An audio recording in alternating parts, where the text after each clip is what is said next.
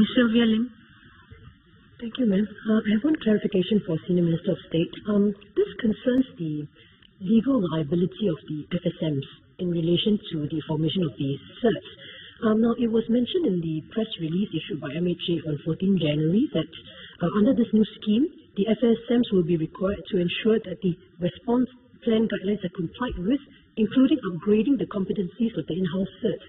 And as I mentioned in my speech earlier, the FSM in the scheme of the organization is not a very high-level employee. So I'd like SMS to confirm that actually the legal liability does not fall on him if there's non-compliance, but on the building owners and management.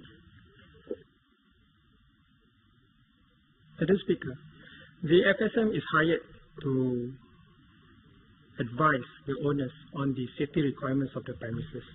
And therefore, apart from the owners, the FSM is the competent certified, not authority, but certified personnel on the ground for the owners to make sure that the compliances to Fire Safety Act are met.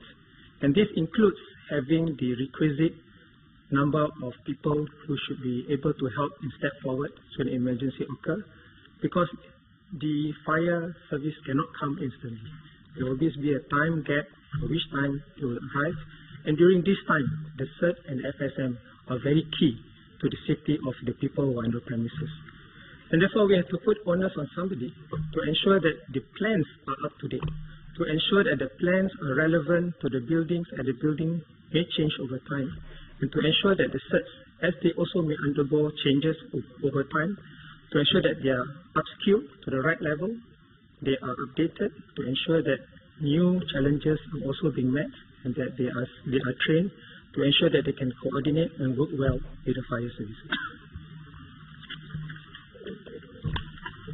Ms. Sylvia Lim.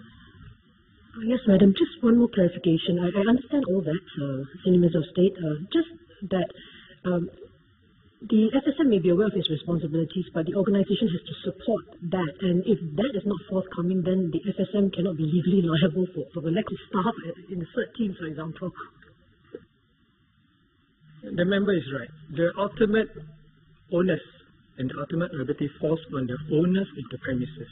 So when a fire hazard abatement notice is served, it is served on the owners.